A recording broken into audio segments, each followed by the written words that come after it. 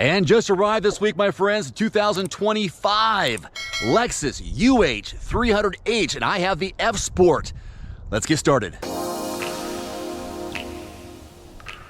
What do you think of Lexus's smallest crossover? This subcompact package has a small, would you say, footprint, but fuel economy wise, amazing. 42 miles per gallon in combined driving for mine here. Now, there's 4 different trim levels. I have the all-wheel drive version. There's a front-wheel drive version, and they're all super powerful, and they're a combination of gas and hybrid. So that's the only way you can get these things here is a gas electric hybrid model. So 300H, been around for a couple of years, competes with the Mercedes-Benz GLA 250, BMW X2, and the Volvo XC40. Here's what I'm working with: a single powertrain, 2-liter 4-cylinder. Again, dual electric motors that drive the wheels through a CVT base configuration, front wheel drive. Of course, I have the all-wheel drive option, yes, with a 3rd electric motor. So this is their first model to receive their new hybrid system, which debuted in the 2024 Prius. The total horsepower, 196, a big boost compared to last year's model of 181. 0 to 60, they say 7.9 seconds in front wheel, 8 seconds for the all-wheel drive variants. Here's what I did today during my first drive onto the highway.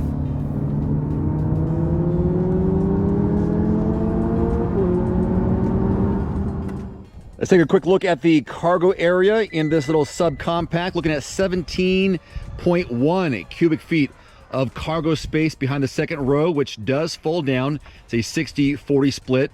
This is better than the GLA 250, by the way, which gets around 15.4 cubic feet, and the Volvo XC40, which has 16. So a full cubic foot bigger than that, but it trails behind vehicles like the Audi Q3, which has 23.7. Yeah, that's a big difference, right? And BMW's X2, which is 21.6. By the way, Audi, BMW, and Volvo also have more rear seat legroom than the Lexus. Here's a look at the cabin and what you would see if you're the driver.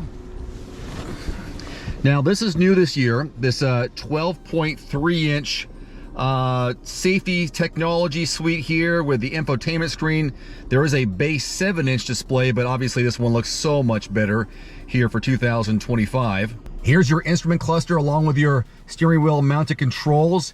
And there's something interesting. You can move around the configuration of the instrument cluster with this button right here, left or right. So it depends on what you want to see while you're driving. You can change it up a little bit. That's kind of nice. And it does have a heads-up display, which you may or not be able to see right here, but I can clearly show you during some driving footage. Speaking of driving, there are different drive modes: S, S Plus, and there's also an Eco mode as well. Otherwise, you can just drive normally. My loaner, as you would expect this week, has heated and ventilated seats along with a heated steering wheel. Got a wireless charging pad down here, USB-C ports there, your climate controls like there, vents obviously, and there again is your touchscreen, and you can obviously see Apple CarPlay compatible, which is so simple to set up through your phone and through the system here. Yes, it has a sliding sunroof, moonroof. I'm gonna look at the cabin here. Now, I'm gonna leave the vehicle on because once I turn it off, the driver's seat adjusts back actually that way. So I'm gonna leave it where it is now so I can give you a realistic look at the legroom for the subcompact, which is not great, not something I would expect larger or taller individuals to be in. So my driving position here, I'm 5'11". I'd be right next to it if I was sitting behind myself.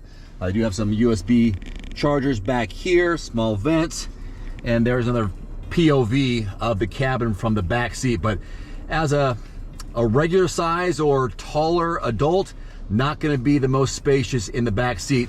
Here's another look at this. It looks beautiful, looks nice, but not a lot of room. And I'm going to be putting my kids back here in their booster seats, so they'll be a little bit cramped right here and right there. I'll move that seat up, but that's what it looks like here in the back seat of the UX300.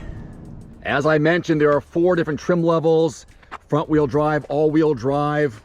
I have the 300H all-wheel drive, and mine starts at around $46,000. The beginning MSRP is in the upper 30s. I have a couple of extras on this one, so as you see it right here, mine is just a scratch under $50,000 for my press loan this week. I'll give it some more time, more driving experience behind the wheel, and I'll put something more together for you in the near future. Thanks for watching. Please subscribe. More videos coming your way right here on the Everyman Driver YouTube channel. Today's video is brought to you by The Cold Plunge. Use discount code DAVE150 at checkout at thecoldplunge.com. Immediately save $150 off your purchase. That's DAVE150 at thecoldplunge.com. There's also a link below this video. One final note, if you are in the market for a new vehicle soon, great. Connect with your local dealership and price and test drive at least 3 different vehicles. A vehicle's strengths and weaknesses can only be discovered when you are behind the wheel. My reviews can be good, but you need to test drive these yourself. Visit quotes.everymandriver.com, select the make, model, and your zip code, and you'll get invoice pricing in your area on those vehicles. Shop smarter with price quotes at quotes.everymandriver.com. Thanks for watching. Please click subscribe and give us a thumbs up. See you next time.